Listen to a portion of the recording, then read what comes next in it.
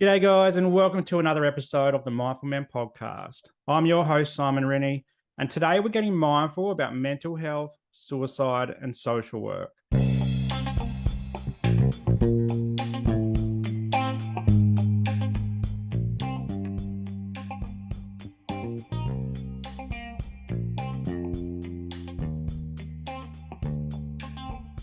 Now, a trigger warning that if you do get triggered by discussions around mental health and suicide, please feel free to skip this episode. That's okay. But if you do stick around and you do get triggered, please reach out to your support networks. I'm really excited. I've got a social worker from the Sunshine Coast. It's nice to be talking social work in my local patch. And I've got Gabby Prosser here. And Gabby, you're a mum, an accredited mental health social worker, and the woman giving hope and healing to people needing it on the Sunshine Coast through your business, Hope and Healing. So welcome. Thank you. Thank you for having me. How was your weekend? It was a beautiful weekend here in Queensland. Did you do anything special or interesting? Nothing too exciting, just the usual kind of weekend stuff, washing, all that kind of stuff, and then getting ready for the week. But enjoyed some gardening and some sun as well in the middle of all that. Love it. What's in your garden? Tell us about your garden. 50 million succulents. Way more succulents than any one person actually needs. Is there a reason that you went to succulents? Because I'm really shit at gardening, and succulents are the one plant that you can neglect and they won't die. Or if they do start to die, you can bring them back. So yeah, I found that that's literally the only plant I can keep alive. So Now we're going to be talking about pineapples today. So I'm the same with pineapples. I've got pineapples all in my backyard, and I can just basically put them in the ground, and then later on I'll find a pineapple on them. And yeah, after I've completely forgot about them for about a year, so I've got about 5 of those going at the moment. yeah. But welcome to the show. I'm really excited to talk about pineapples today, actually. But we'll start off with a bit about you and just give us a bit of a summary of who you are and where you're from and some of those key life events that bring you here today. Cool. Okay. Yep. So I am Gabby. As you said, I'm a mental health social worker based here on the Sunshine Coast. So I just work for myself in my own little private practice called Hope and Healing. Yeah. So I guess today, kind of as we were looking at, is a bit of a journey in terms of how I got to my practice and how I got to the Take Your Pineapples Out campaign, which we'll get to a little bit later on. So I lived in Canberra until I was 10. My parents decided they wanted to exchange city life to become farmers. So sold up in Canberra and moved up here to North Arm to this 40-acre fruit farm, to this tiny little school where there's like 20 kids in my grade, going from I guess suburban Canberra to rural life was a massive change for me. But that was a really kind of defining moment in my life, because that's where I met Kai, who we will talk about a bit later on. And I guess that move, whilst I really wasn't happy about it and didn't want it, completely shaped who I am today and where I've come to, and even just calling the Sunshine Coast home, which is pretty significant for me. Were your parents farmers back in Canberra, or were they public servants? So dad was definitely not farmers. Like, they'd done kind of stints of that kind of stuff. They talked about they used to live in this place called Delegate before they had us, which was somewhere in rural New South Wales, in the middle of nowhere. I think when they both grew up, they lived in Albury, like Albury Wodonga, on the border of New South Wales and Victoria. So they'd had kind of experiences with farming on and off throughout their life, but yeah, no, definitely not. Definitely not farmers in Canberra. And I think Mum had done some time in the public service before she had us.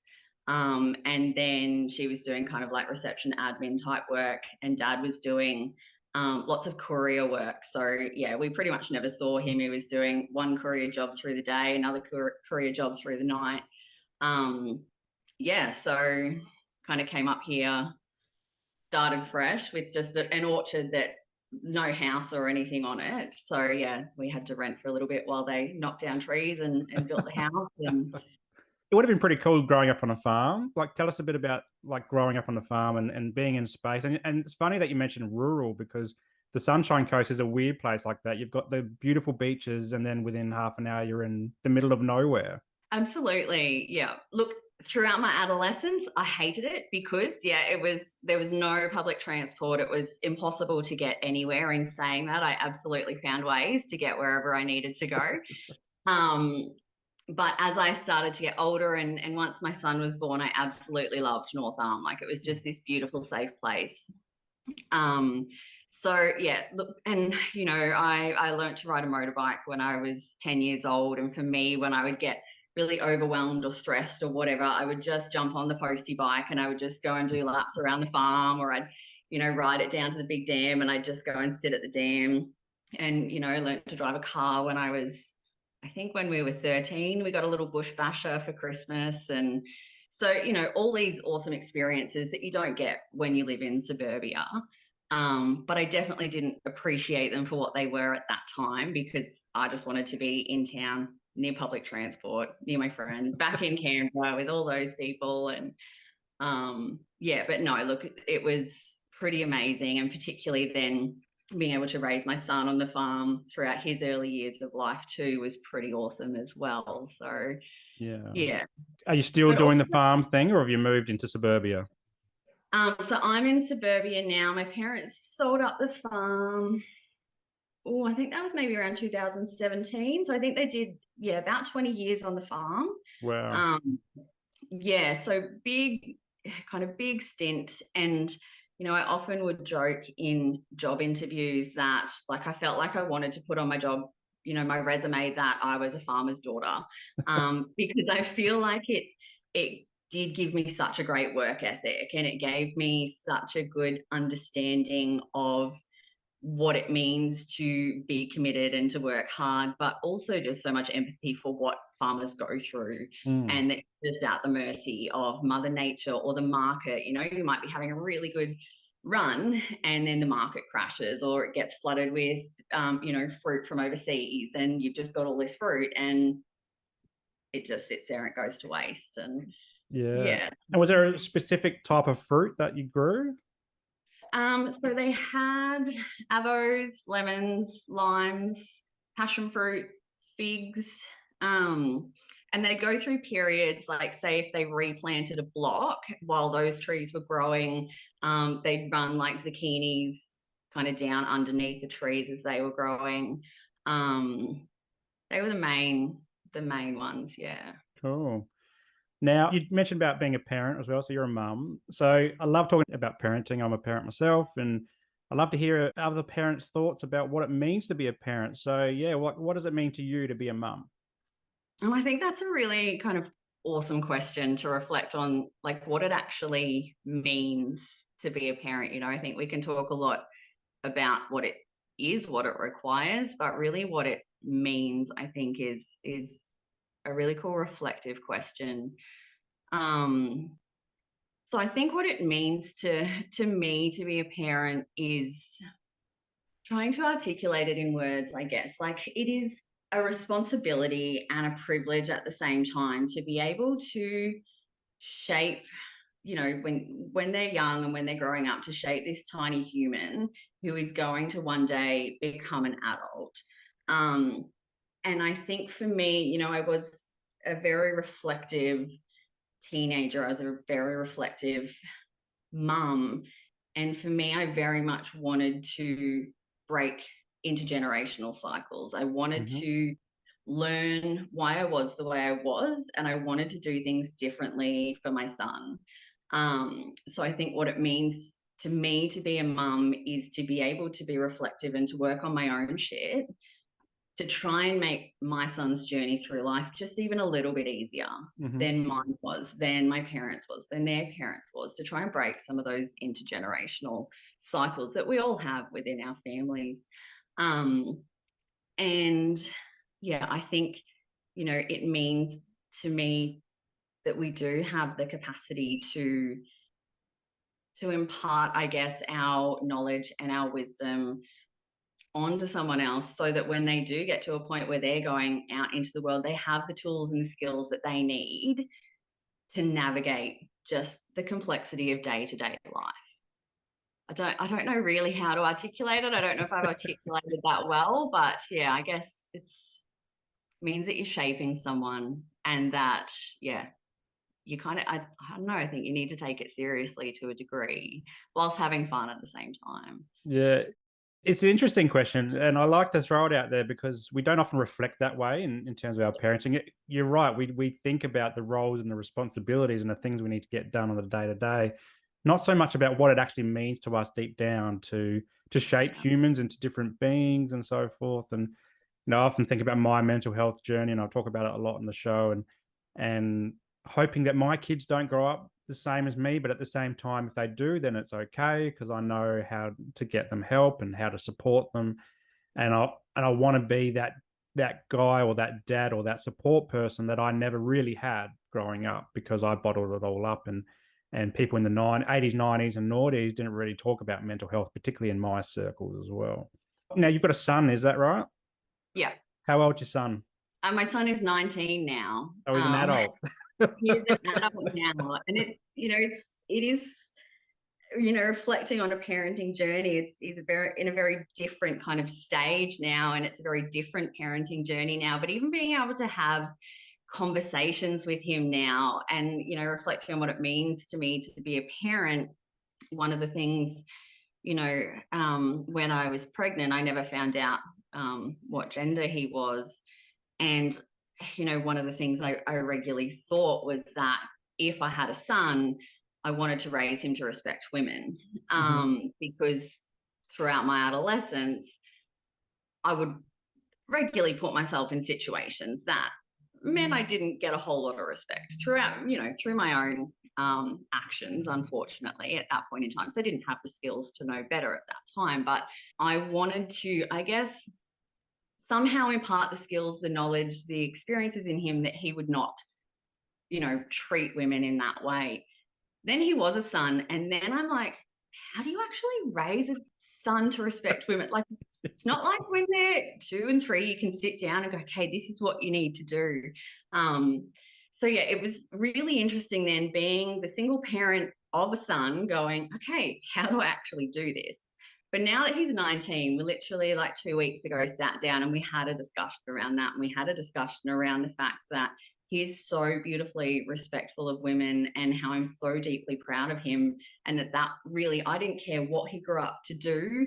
No, didn't worry me whatsoever. All I cared was that he grew up to, I guess, have broken some of those intergenerational cycles, but that he had respect for women, and yeah, couldn't be more proud of him. So as a 19-year-old, was he like, Mum, you're getting too like mushy?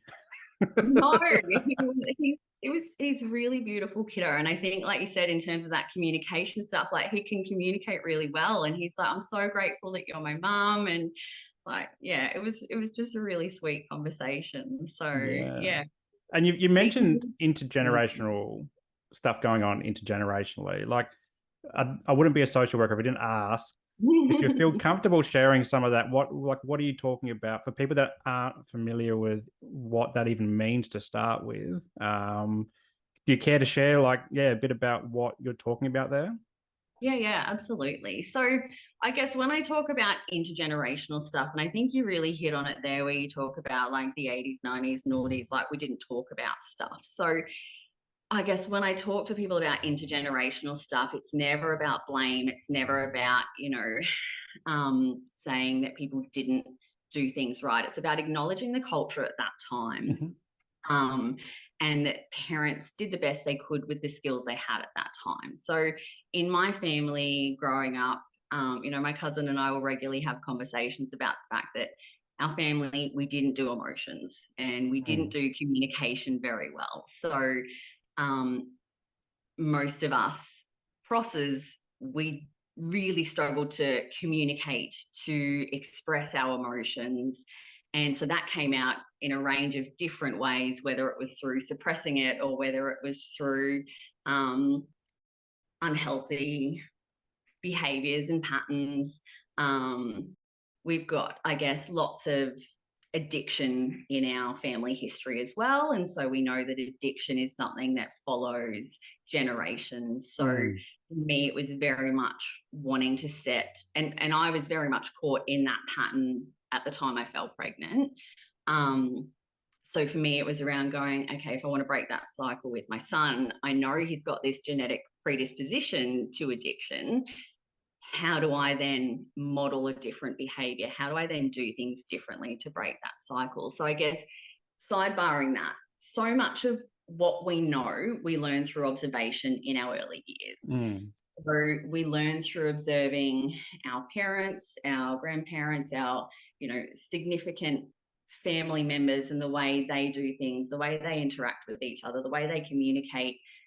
And I feel like we kind of go one of two ways. We either replicate those patterns or we question those patterns and go, why do they do that? Or I want to do things differently. So I guess intergenerational stuff is where these patterns repeat generation after generation, or the impact of those patterns are felt generation after generation. Yeah. It's interesting you mentioned like you want to do things differently. So as a parent, when I became a parent, like I was a similar, like I didn't want to go down a similar pathway that I was parented. But then often you fall into that same, not trap, but you fall into that same behavior because that's what you know, like it just becomes innate in you. So then we have to, I guess, either run with that or we start to question it. And so for me, like an example is like I was smacked growing up, and I think a lot of kids in the 80s, 90s, or even like, before that were getting smacked as a behavioral thing. So then I innately smacked Gus once when he was being naughty, and I felt absolutely terrible. I hated it.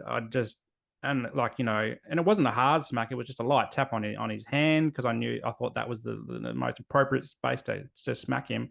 But I've never done it again, and I just hate the thought of doing it. And I'm like, no, I've got to be different. I can't be the same as my parents and their parents and all that. And it's 2022 or 2021 or whenever it happened. I can't remember. But things are different now. Like we know a lot more about parenting and behavior management and all this type of stuff. So if he's going to grow up in an environment where discipline is different, I've got to be the change maker here. And that's what we do in our household. We're really actively like, okay, how do we best, change this intergenerational way of behavior management in our household? And then a lot of dads would probably feel the same, and mums as well. Like you just kind of fall into that, oh, this is what happened to me, and this is going to work for you, but it doesn't necessarily work. And education has come a long way, and research into this space as well. And yeah, it is a tricky thing for parents to navigate in 2022. I love that example, and I think coming back to that thing of it's not about blame. And again, like so much of what we know, it's just that unconscious stuff. So we are going to fall back into those patterns because it's what we know. But when we realize we're doing it, we can pull ourselves out of it. And I think of, I guess, a really kind of defining moment for me where I realized I'd given my son tools that I never had, is like when he was around 10 or so. When I get really overwhelmed with emotion, I go quiet. So that kind of passive aggressive silent treatment, I just withdraw into myself because that's how I grew up. You don't talk about stuff, you just go quiet. And it's automatic. It just happens. I don't realize I'm doing it. And he would always come up to me and go, "What's wrong, Mum?" I just go, "Nothing." Again, pattern. I'm not realizing I'm doing it. And he'd go, "Your face doesn't look like it." And I'd be like, "Oh, bless. I love that I've given you the tools to actually tell me that my words aren't matching my face." Because I wouldn't have said something like that when I was younger. I wouldn't have been brave enough to do that. No. So that would then give me pause to go, okay, I've fallen back into that pattern. I'd take myself off, I'd do my strategies, regroup, and then I could actually go and sit with him and say, "Look, yeah, no, I wasn't okay. This is what was going on. Either it wasn't anything to do with you or it was," and we would talk about it. So yeah, I thought that was really cool. And that always kind of sticks in my head as a defining moment of going, cool, I've done it. Yeah, sure, I'm going to slip back into these patterns, but I've still given him the tools and the skills, even though I slip back into these learned behaviors. So. Yeah, and I think the key thing is that it's okay to slip back as long as we keep coming back, and keep reflecting on that, because as parents, we think we need to be perfect all the time, and good enough parenting actually works. Like, we got to give ourselves a break as well, and go, we're not perfect. Perfectionism doesn't exist as much as I like to think it does in my brain, or a lot of parents think about in their brains. But yeah, we just got to take it easy, and know that kids are resilient as well. They can really pick it up. And I love how he saw that facial expression on you, and he just said it how it was. Yeah. And it's often a great learning tool, because my kids do similar as well. They're like, well, you're saying one thing, but you're not meaning that what you're saying, Dad. Yeah, it's such an interesting story, and I love hearing about these journeys about parenting and growing up as well, because it really shapes us as humans as to where we end up in a career. And so I'd love to talk a bit about social work and how you landed into social work. So can you tell us a bit about why you pursued social work? How did social work come into your mind as a career choice, and what some of those things that you've done as a social worker? So it's a bit of a kind of a process and a journey, and I guess a bit of a story. So I'll summarize it as quickly and succinctly as I can. But yeah, like as I mentioned earlier, I was already kind of falling into some of those addictive and unhealthy patterns already in my adolescence, which led to me falling pregnant at 16. And so I dropped out of school when I was 15. Was just working at the local ginger factory and the cafe. Fell pregnant at 16, and my sister was in her first year of her psychology undergrad down at UQ. And I'm sure it was done with all the best intentions, but I remember her telling me the statistics that surround the children of, I guess, uneducated young single parents. And I just remember thinking at that time, like, my son is not, or my child, because I didn't know what he was, my child's not going to be another statistic, because I'm making a choice to bring them into the world when I'm young, single, uneducated, etc. So I guess that was probably the start of me going, I need to do more with my life than just continue to work at the ginger factory after I have my child. So then when my son was about 6 months old, my friend's mum, who is a social worker, had mentioned that there was a young parents play group starting up here in Nambour. So I went along to that, and after probably 12 months or so of going along to that, I remember one day asking the lovely lady who ran the play group, I'm like, so like, what are you? Like, what does it take for you to just be able to come and hang out and just chat with us? Like, what do you have to do to get paid to do this? Like, I didn't realize at the time that she did more than just hang out and chat with us. There's so much that goes into the facilitation of the young parents play group. And she's like, oh, I'm a social worker. I'm like, okay, so like, what is a social worker? What does a social worker do?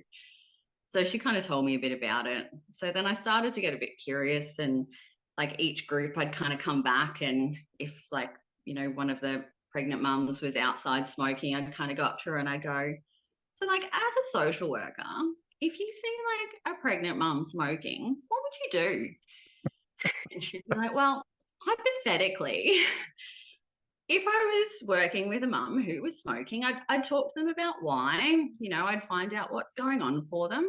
I might do some education around it, but ultimately I'd understand what it means for them, and I'd support them, as they need it. I'm not going to make judgments. I'd be like, oh, okay.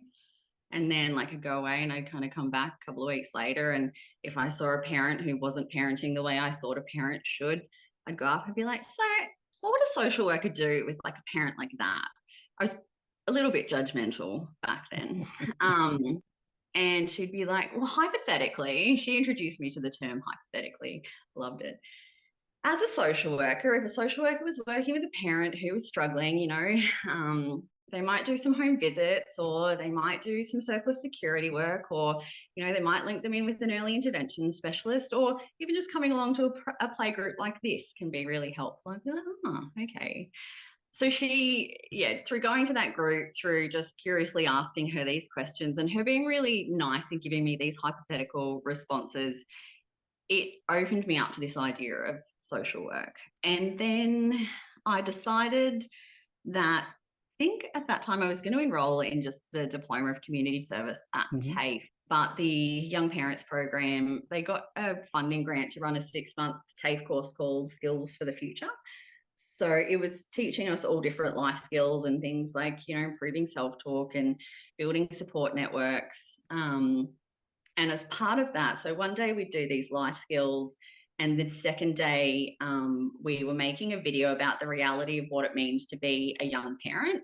And the idea was that we were going to use these videos to go and do education within schools about the reality of life as a young parent. And at that point in time, there was a lot of stigma around young parents because it was the baby bonus era.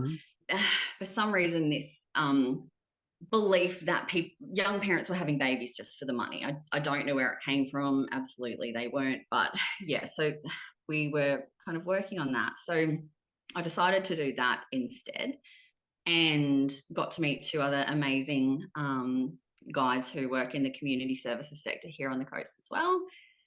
So after I did that, I then decided to go back and do my year 11 and 12. So I did that through distance ed, and then decided to enroll in social work. And by that time, USC were finally offering it here on the Sunshine Coast. Cool. What was it like going back to study and having a young child, like as in that age, like trying to go back and do year 11 and 12? Like, what was that like? Interestingly, when I was at school, I was failing all my subjects. Like, I saw my report card, 10 years or so ago, and I was getting D's in all my subjects, just failing. When I did my year 11 and 12, A's in every single subject. So I think it shows that when you actually are applied and want to do something, you can do it really well. So it was difficult to find, I guess, the time being a single parent. I think by the time I ended up doing my year 11 and 12, Zach was about 2. So I put him in daycare 2 days a week. So I had 2 days a week where I could sit at home and focus on doing my study. Surprisingly, I was quite disciplined, and I actually did sit at home and do my study on those days. But yeah, juggling it all was quite difficult. Where did the inspiration come? Because like I can imagine myself at that age, and I never had a child, but I mean, I dropped out of year 12 after a relationship breakdown, went back and did year 13. But to do that as a single mum, with a child, and like parenting is damn hard, and I'm doing this in my 30s. You're doing this at in your late teens. Like, it must have been someone in your life, or there must have been some sort of inspiration. Like, was it your sister, your family, or was it just internalized and you just wanted a better life? It was all just my son. Like, I really just wanted more for him than the situation he was born into. Like, yeah, I did not want my situation at that time to define his life outcomes. Yeah, so I guess he was always my driving factor in, I need to create a better life for him. Yeah, because you hear so many stories of young, single mums who have a baby like very young, like you, and just fall into that system of poverty and welfare as well.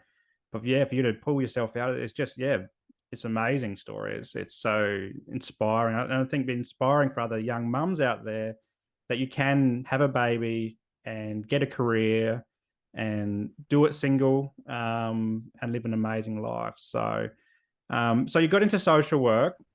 So what made you pursue us to become an accredited mental health social worker? Can you describe what that is for people who aren't familiar with that? Because I do talk, we have listeners in the US who that's more of a licensed social worker. What's an accredited mental health social worker, and why did you pursue this particular career path? The term accredited mental health social worker is a social worker who has a degree in social work in Australia, recognised by the AMHSW, the Australian Association of Social Workers, is a member of the Australian Association of Social Workers, and has 2 years full-time equivalent post-grad experience in like a clinical mental health role.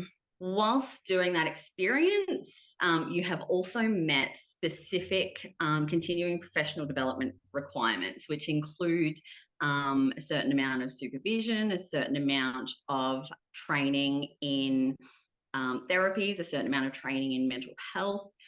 And then at the end of that, you have done an application to demonstrate that you meet the skills and requirements and that you have the required knowledge in order to be able to provide services under Medicare or through the Department of Veterans Affairs. So that, I guess that opens up the door to subsidized support for a client, maybe. So for example, I'm not an accredited mental health social worker. I'm just a social worker, just a social worker. No, So I can't access Medicare like support. So people who come and see me can't access subsidized, counseling or whatever, but they can for you. Is that right? That's correct. Yes. Wonderful. And so why did you go, okay, I want to be an accredited mental health social worker? Like, what was that drive? I guess the drive for me, and again, kind of we'll get to the take your pineapples out stuff, but I'm pausing because I'm trying to find the right word to use. We don't have a word in our Western culture that describes the relationship we had. I'll just use the term best friend for now, but from kind of 2010 until she died in 2015, like supporting my best friend through the mental health system, I saw so many gaps. And I guess for me, it was always the goal. Once I realized that there was this thing called a mental health social worker, accredited mental health social worker, I realized that for me to actually find a way to work within these gaps, I had to work for myself. And yeah, I guess ultimately that lived experience of supporting a loved one through the mental health system, seeing the gaps and the flaws in the system, this was a way for me to try and prevent others from falling through the gaps. So yeah. Yeah. And what some of those gaps that you saw? Like, what are you talking about when you say gaps? A lack of practitioners who are able to work with personality disorders. Mm-hmm.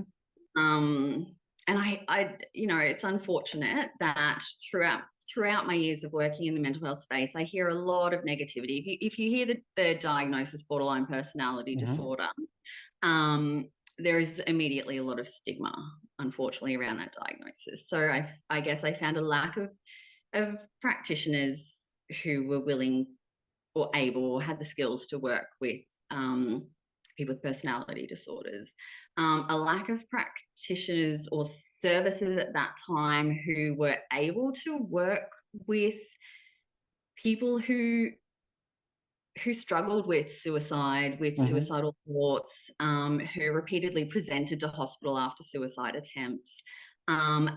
Absolutely no follow-up once someone was discharged from hospital. Even just a lack of support or knowledge or engagement with families or contact. If someone's being discharged from hospital to a home, why not just actually have a conversation with the people in that home? Like, don't just discharge them and send them off. So yeah, just so many gaps. Yeah. So many. Wow. And so when did you become an accredited mental health social worker? 2018, I finally completed everything, got my accreditation. Awesome. And so what were you doing before that? Like, were you doing other roles or were you in that mental health space as well? So I moved into the mental health space in 2014. So from 2014 till 2018, I was working towards my accreditation. Unfortunately, when I moved over to the space in 2014, I didn't fully realize the process. So when I actually went to apply, I was like, oh, okay, I actually need to do this and this. So then I had to start from that point. So it took me a little bit longer than I anticipated. So yeah, I was working for a non-government mental health service from 2014 to 2017. So the program was called CHIME. It no longer exists, but it was a hospital diversion program. So it was for people with a severe and persistent mental illness who frequently either presented to hospital in a mental health crisis or who had frequent hospital admissions. So the aim was around doing intensive case management in the community to try and keep people well and out of hospital. So it was it was literally filling those gaps that I could see with my best friends. So I was really excited about that program. And then from there, I went over to a local private hospital on the Sunshine Coast and worked in the mental health inpatient unit there until I started my private practice. What was it like working in the mental health area in the hospital? Was that confronting, or was it a good experience? It was honestly probably one of my favorite roles, which is probably a weird term to use when you work in the mental health space, but it was probably wouldn't use the term confronting, but I guess what it really showed me is that mental health doesn't discriminate. It can impact anyone. So I worked with people from every single profession you could possibly imagine in that clinic. And I guess some things that I probably found confronting was how long people delayed getting help because of things like stigma. They were worried about what their family, what their colleagues, what it would do to their career, etc. And then what that delay meant for their recovery. Even just concerns around things like insurances. If I access mental health support, then this is going to fuck up my capacity to access insurance or get insurance. But what I found amazing about doing that role is that, I think I was working 30 hours a week and you're in the ward all the time. And I was running 3 groups a day, 4 days a week. So that's 12 hours a week. You're sitting with people. So you get to know people on such a different level. I've never done any other role where I spend a minimum of 12 hours a week with someone. So you really get to know people, in just such a different way. So I absolutely love that role, and it was such a privileged position. But at the same time, I guess where I started to struggle is that you don't see the people who get better, because people who come for an admission and get better, they're not coming back. You don't see them again. You see the people who are continuing to struggle. And so I guess that's where I did start to get quite overwhelmed in terms of like, what's the answer? What do we do? And I guess that's when kind of going into private practice really helped me go, okay, no, actually, we do get better. People can get better. It's just like seeing it in that hospital setting, because obviously, as I said, people don't come back if they're getting better. It's interesting what you said about people like delaying going to get help around that stigma and shame, and even like the financial component. So that example you provided of not being able to get insurance, that's happened to me. So I've lived with a mental illness since I was 8 or so, and we're looking at our superannuation recently, and we've moved out of the superannuation fund, and we do ours through a financial advisor. And part of that process was looking at our insurances and going, okay, like life insurance and all that. And because I live with a mental illness, that part of my insurance was excluded, and I couldn't, access that. So it's a really interesting thing because it does impact us, and we're trying to talk about it openly and say that it's okay to be not okay. Yet when you do, these are some of the implications that people think about. But I guess it's knowing that there are other supports around. So maybe insurance is not the thing that you might be able to access, but you're able to access like therapeutic support or group work or other support systems in the community, which can help you through times of crisis as well. But let's talk about suicide, and suicide is I'm not sure if it's a pun or anything like that. It's a prickly subject because we're talking about pineapples, including for people working in the mental health space. So, I mentioned the word suicide on the podcast I was on the other day, and the host was like, "Whoa, what have we got about to talk about here?" And I think there's a lot of stigma just associated with this word, but it's something that we do need to talk about. And you mentioned that you've lost your best friend to suicide. And then you started the Take Your Pineapples Out campaign to help raise awareness of suicide and start conversations about it. So as much as you're okay to talk about, tell us a bit about Kai and your friendship, and then how her suicide impacted you. So I met Kai when I was 10. So when we moved up here from Canberra, and my parents enrolled me in North Arm Primary. Again, there's like 20 kids in the grade. If we imagine half the grade is guys, half the grade is girls. There's like 10 girls that I had to try and break into this friendship group. So it's really difficult to break into kind of an already established friendship group. But Kai and I kind of hit it off immediately because she was just, kind of as weird and quirky as I was, and we just had so much fun together. But she would always, I guess it was already this established friendship group, so she already had a best friend. So she would always say to me, like, you know, oh, Gabby, such and such is my best friend, you're my sister. So like right from when we were 10, we kind of had this running joke that we weren't best friends, we were sisters, and then kind of turned into like we were soulmates. And like I literally believed, you know, she was my soulmate. She was, I call her like my platonic life partner. Like she just, you know, from the age of 10, we were Gabby and Kai. Everyone just knew that that was who we were. And so I feel like when I use the term best friend, it doesn't encapsulate the relationship that we had. Like she was my person. So I guess in losing her, it was like losing my sister and my soulmate and my best friend and my husband, like all in one. Just one day this person was there, and then the next day this person was gone. So, you know, kind of from the age of 10, we were always together. You know, I talked about that role that I was doing in the community called Chime. Like it was a really full-on intensive role. And so when I would kind of be driving between clients just to clear my head, like she's the person I would call, not to talk about work. We'd just literally talk. She might be telling me about the last time she did a poo, or like a random story that had just happened to her. Like she was just always the person that I went to. And there was just always so much laughter and so much fun and spontaneity. And my son, when he was young, like I don't have any brothers, so she was Uncle Kai.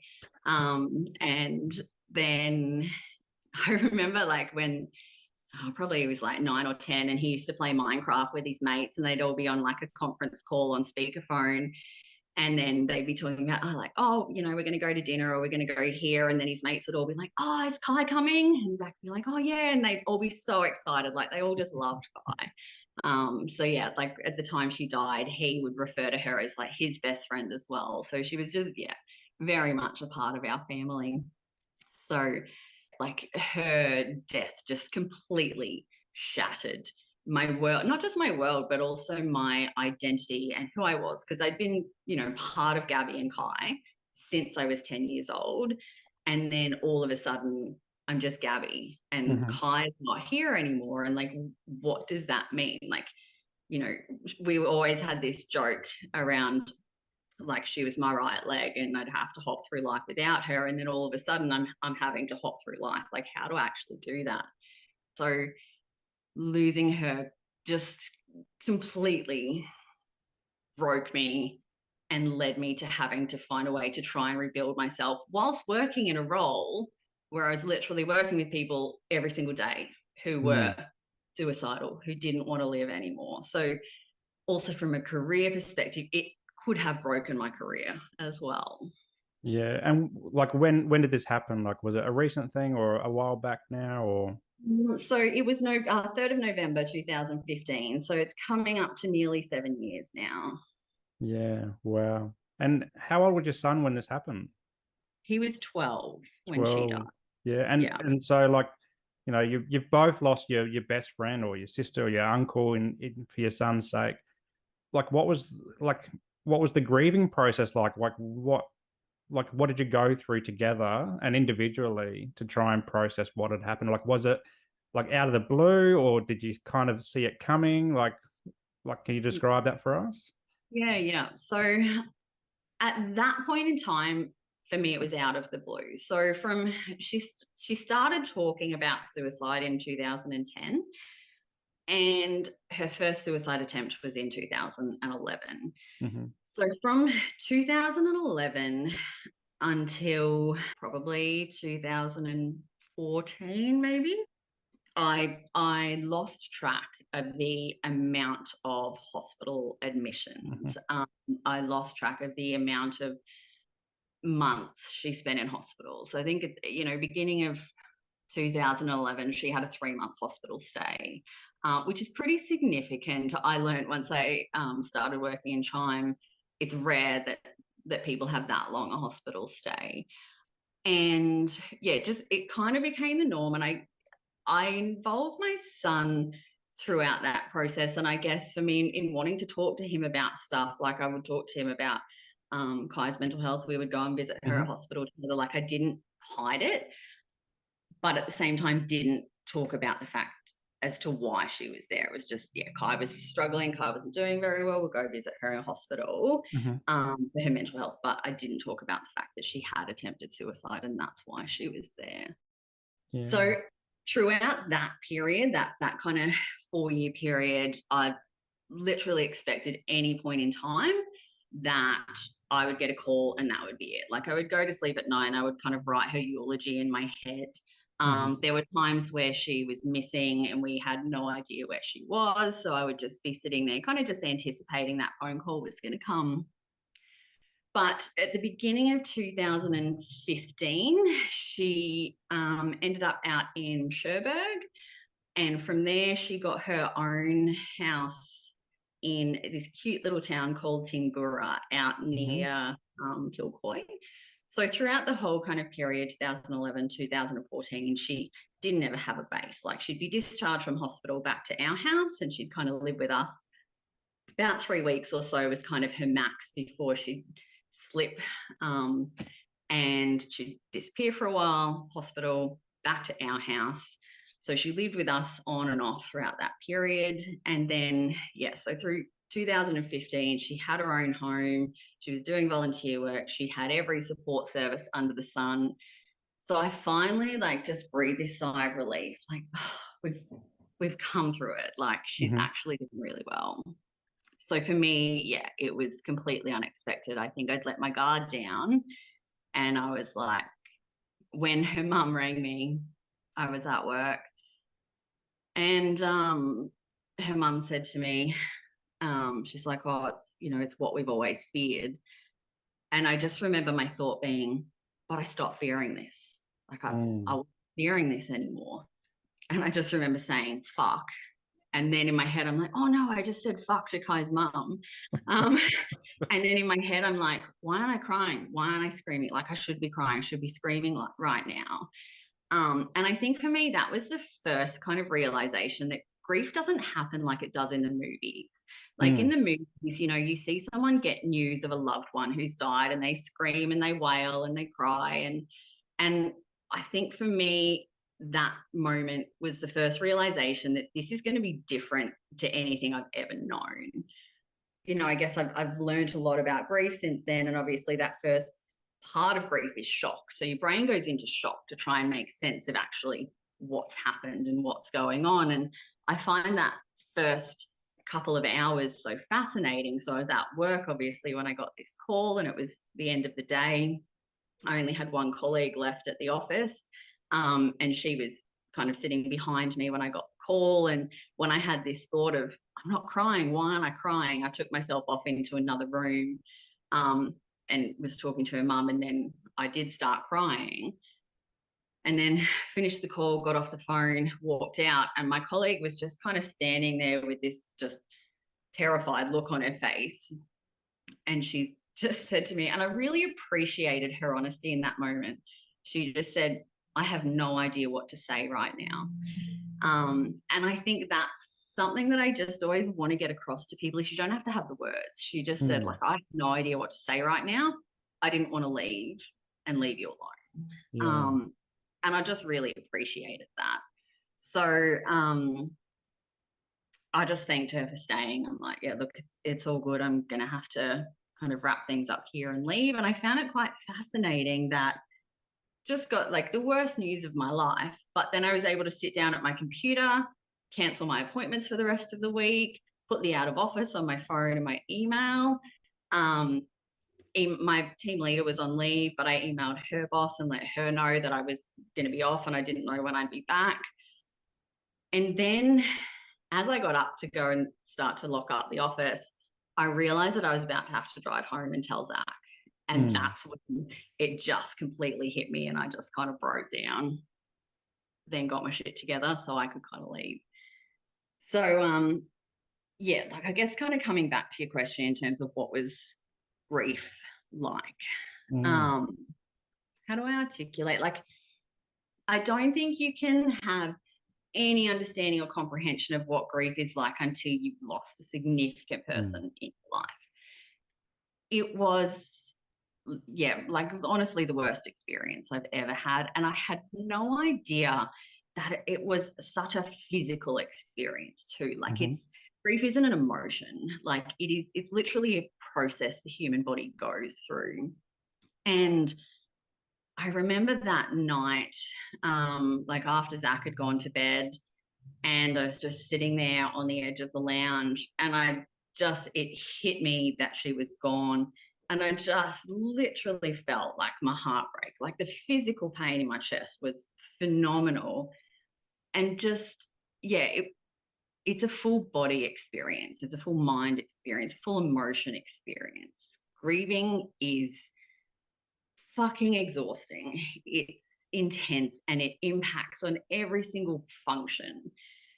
And I realized, I guess, at some point in coming weeks, months, that the only way through it was to actually go through it. And I caught up with a friend on Friday who unfortunately also lost her sister not that long after I'd lost Kai. And so we went through the process together, and she said that when we used to talk about it, she would always think about that going on a bear hunt song, like you can't go over it, you can't go under it, you have to go through it. And I'm like, oh, perfect. And she's like, I swear that was written about grief.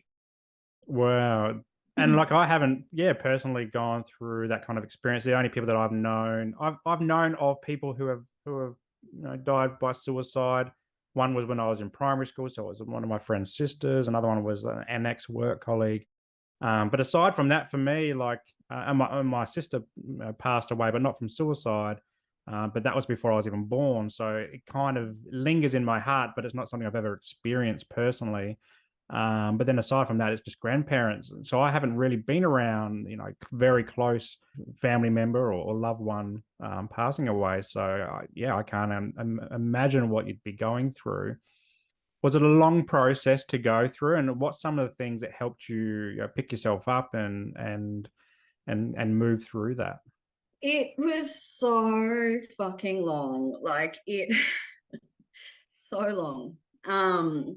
And I think that's something I wasn't expecting, because I guess what I really learnt through my own grief is there's a lot of stigma around grief. And I think it's because people are so uncomfortable with emotions. I think in our Australian culture, emotions scare the shit out of us.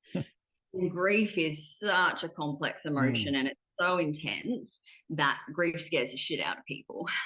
So people who are grieving feel the need to squish it down and not put it out there.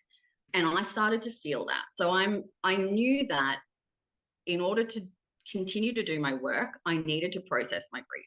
And I needed, I lived alone with my 12-year-old son. I literally didn't have anyone to support me through it. I needed to hold my shit together for him. I needed to hold my shit together for the clients that I worked with. So I'm like, how do I do this and be supported? So I would often post things on my Facebook page. What I started to find probably about 2 months after is I'd start to get these comments of, I think you need to move on, or I think you've got PTSD. And I've started to find these comments. I'm just like, ooh, like that's not sitting right with me. Like 2 months and I need to move on. Like, yeah. So what I did and what helped me was I just started just a random Facebook page, and I called it One Little Pineapple. And it's closed now, so you can't see it, but it was just a blog. So I just created this page where I could just blog my grief. So I was no longer doing it on my personal page, and so I wouldn't get those kind of comments. So I've always been able to write my emotions, not necessarily been able to talk them. So I found writing them was significantly helpful. And what I found is that I get that shared experience or that shared acknowledgement through people who just randomly found the page and started following it. What I also found incredibly helpful at that time was my external supervisor. And I distinctly remember kind of the defining moment in supervision was not long after she died. And I remember just sitting with him and just going like, what's the fucking point? Like she had every service under the sun. You know, we tried for so long and she died. So like, what's the fucking point? Why am I doing this? And he was incredibly blunt and he said, I can't answer that for you, but you need to figure it out and you need to do it soon, or you need to get out of the field because you're going to hurt someone with that attitude. And like, yeah, you're right. So I guess for me, a way through my grief was finding a point. I needed to find a point or I needed to change my career. And my point was making sure that no one else that I worked with lost their life. No one else fell through the gaps. No other family had to go through that grief and that bereavement. And obviously, I know I can't control the outcomes, but doing as much as I could with the skills that I had to try and avoid that. So I guess finding a point, not of her death, never of her death, but of my grief. So that really helped me in moving forward through it. And understanding grief, understanding what I was going through was incredibly helpful. But I guess once this kind of pineapple became a symbol that people started to associate with Kai, something interesting I started to notice was people started to buy me pineapple stuff or give me pineapples or share things of pineapples with me.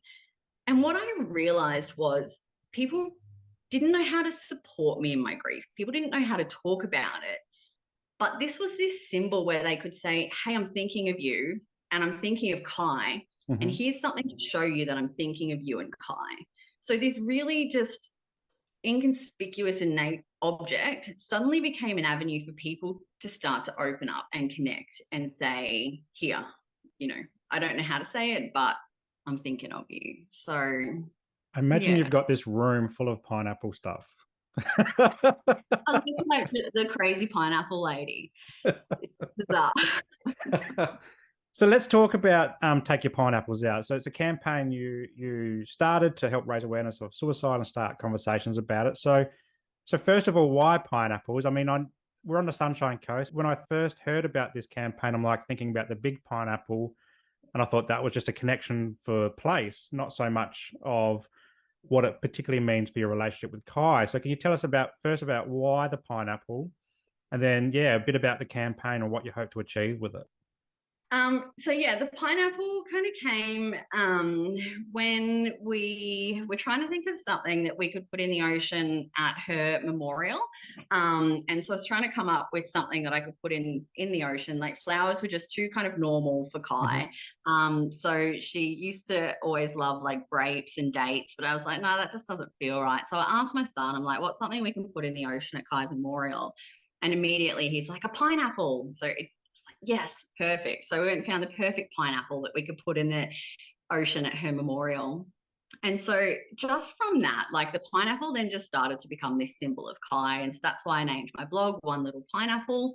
And then I guess the reason of the pineapple is we just had so many random stories with Kai and pineapples. Like it just kind of became this weird theme throughout the years where we just had all these random pineapple stories with her. So I guess that's why my son picked the pineapple.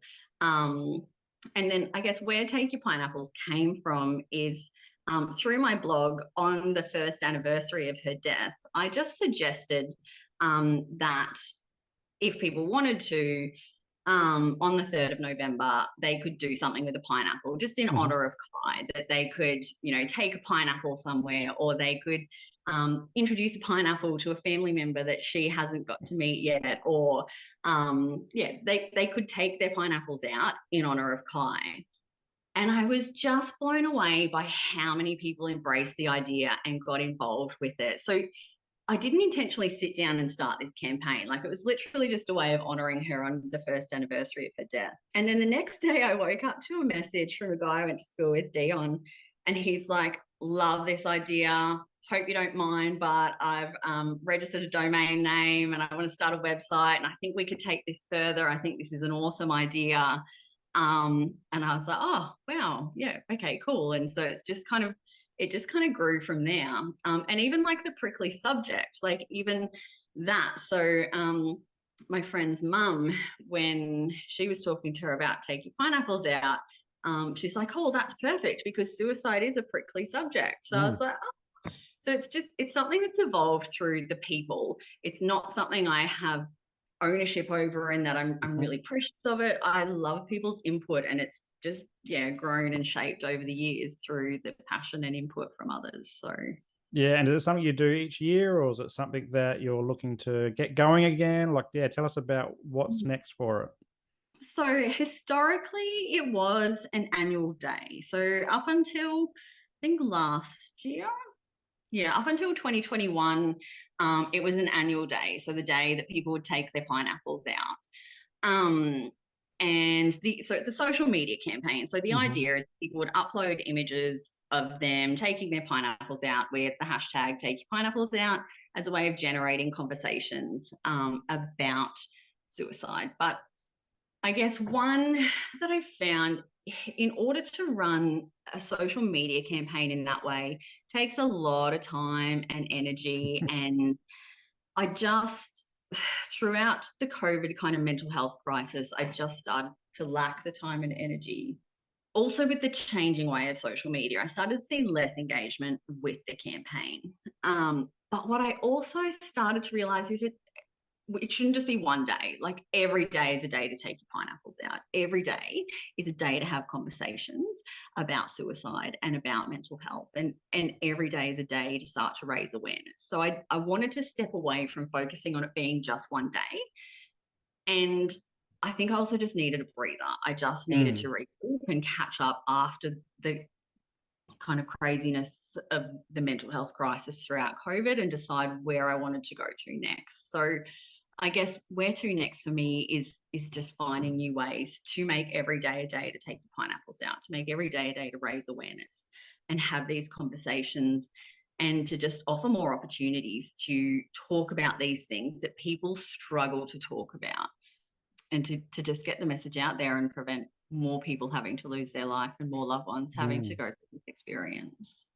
Yeah, I like how you said that every day should be a day to take your pineapples. I feel very similar about the Are You OK Day. We recently had that in Australia. We're talking about mental health awareness and having a day where you ask your mates how they are. But it's really, we just shouldn't just wait for one day a year. We should be doing it regularly as a regular everyday thing. And the more we talk about it, the more we normalize it in like mental health and in the same way that we normalize our physical health, because we won't think twice about saying I've got to go see a doctor about my back or my leg or whatever, but not so much about our mental health and our well-being as well. So I really love this campaign, and I'm keen to see how it blossoms and fruits. And let's talk about your business now. So you're a savvy business owner of Hope and Healing, and you're in your office right now.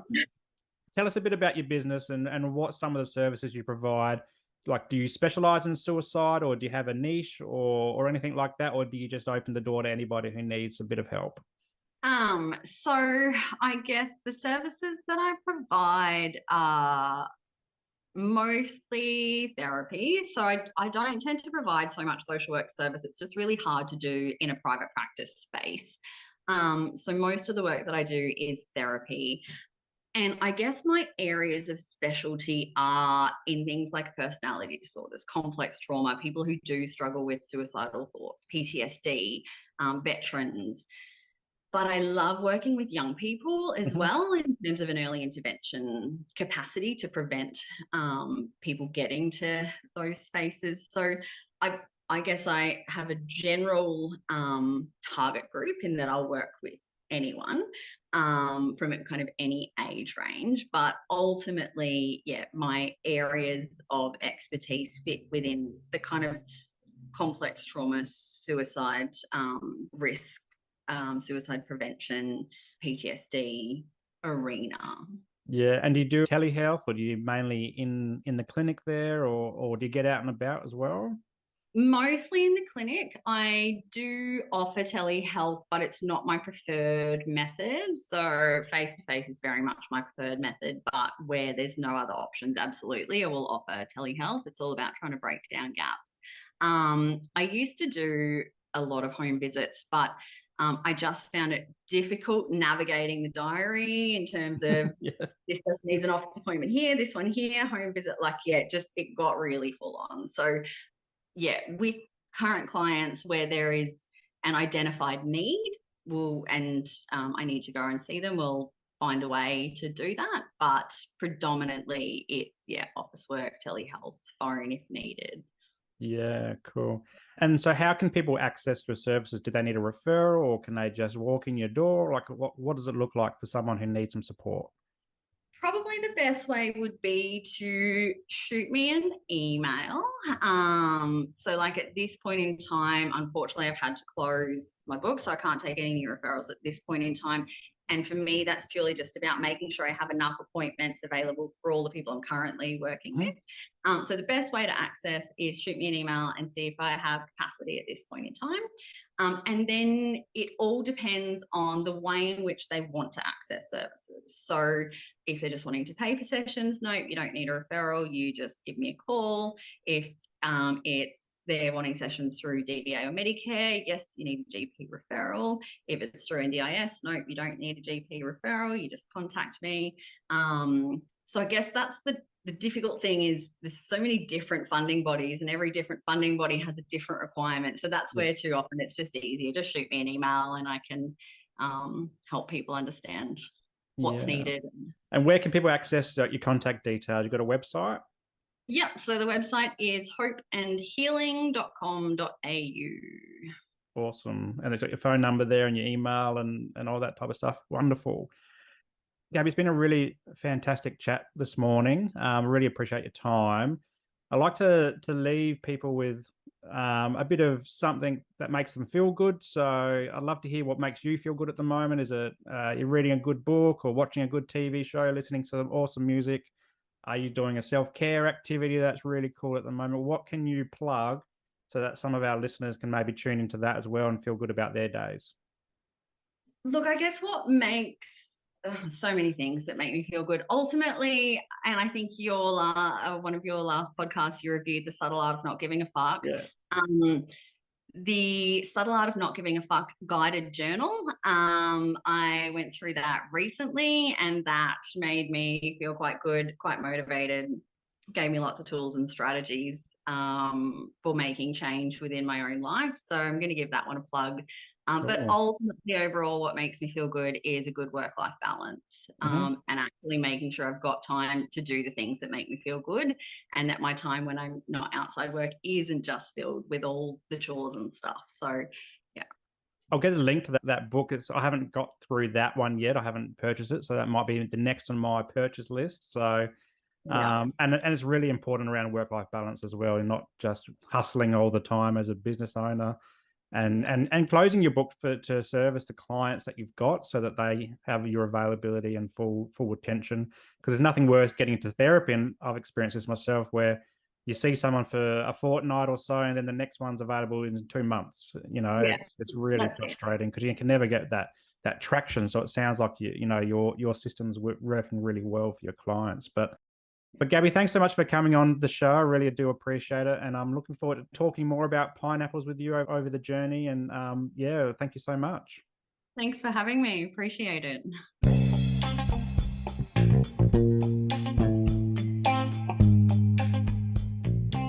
If you enjoyed today's episode, make sure that you like it and leave a comment and then share it with your mates.